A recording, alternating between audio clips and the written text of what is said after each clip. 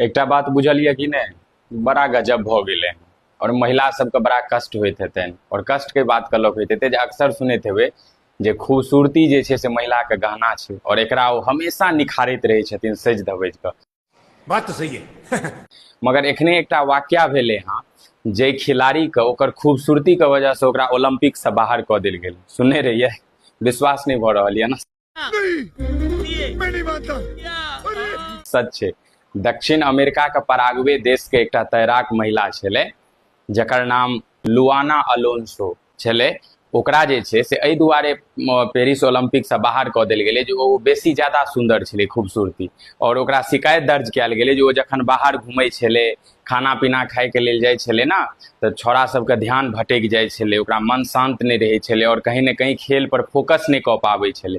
क्या बोला तूने? तऽ ताहि दुआरे ओकरा निर्णय लेलकै एसोसिएशन जे ई बड्ड सुंदर